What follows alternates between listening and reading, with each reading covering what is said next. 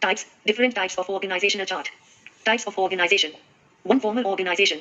2 non-formal organization. 3 informal organization. 4 line and staff organization. 5 committee organization. 6 social organization.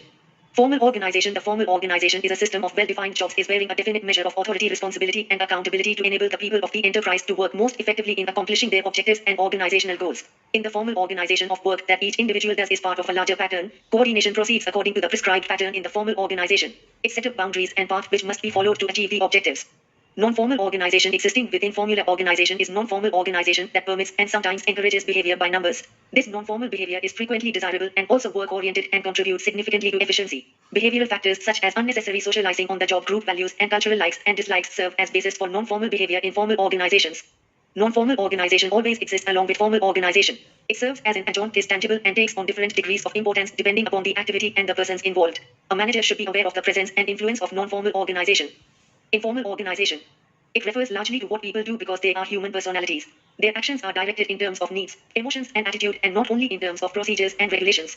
Organization is nothing systems of employees and employees groups which develop in any work environment for achieving explicit goals. In the informal organization, people work together because of their personal likes and dislikes. Informal group may extend its activities to other groups as well as to the existing one within the organizational unit. The effectiveness of this group depends upon the internal relations, the recognition of common goals, and desire to work together in accomplishing it. The formal organization which fails to recognize and provide for the effective operation of such groups loses its own effectiveness. The formal organization can always be represented through line of authority and responsibility between superior and subordinates.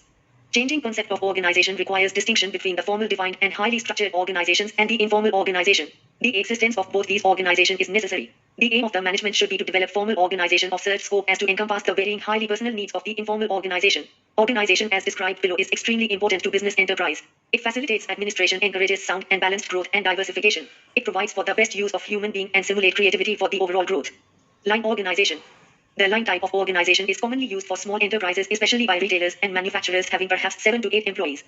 It has outstanding advantages. Quick decision making is fostered, but passing is eliminated. Excellent management training experience is provided, and the type of authority relationships are clearly understood. Disadvantages: executive tends to become overloaded with too many duties. Specialization is not practiced. Management members may be difficult to replace, and overall controlling measures. Figure Basan Thapa, page 157. Staff organization. The use of staff gives rise to many misunderstandings in management. Literally, the word means stick carried in hand for support. Hence, staff-authority relationship originally were thought of as those relationships used to support line-authority relationships. This concept exists today and is valid. Staff means a supporting role and functions. It is intended to help the order. With the passing of time, additional meanings of staff authority or what this help consists of have developed, and the team support instead of staff is currently in use.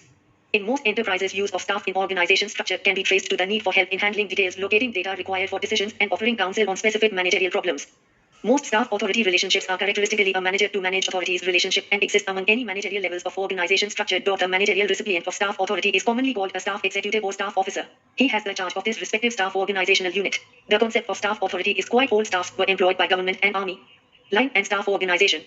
Most enterprises operate amid complexities and ever-increasing advances in knowledge and technologies. These, along with expansion of an enterprise, make it necessary eventually to relieve management members with line authority of certain duties. The need for certain specialists is recognized. For example, the expert in establishing work standards, the legal advisor of the researcher, and the tax expert are incorporated into the formula organization structure privately so that the line manager is relieved part of his duties and thus able to concentrate his force on the directing activities in keeping with the enterprise's objectives.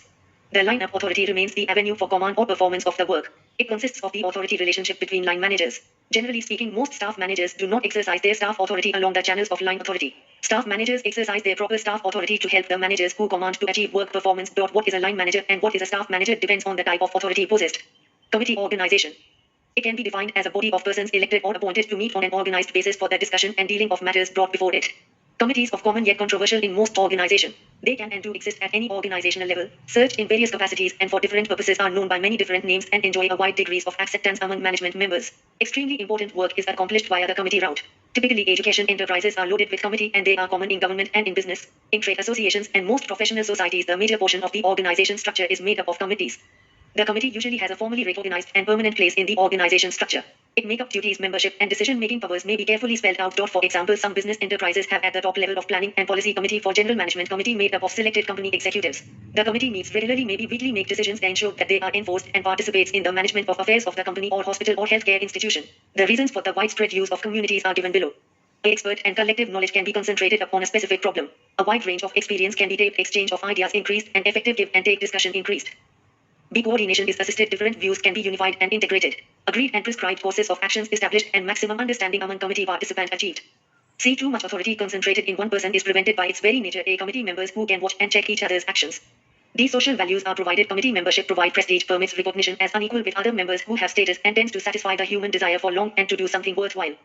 E. Motivations is supplied. People like participation and committee use encourages it. Cooperation is enhanced in the execution of a purposed action and is reasonably assured if the committee develops the plan. There is also knowledge required by the committee members and possibly pride of authorship gained by member. Such characteristics have strong motivational value. F. Education of members is promoted. Each participant's viewpoint is broadened. He gains and there is appreciation of the other unit's problems as well as those of the enterprise.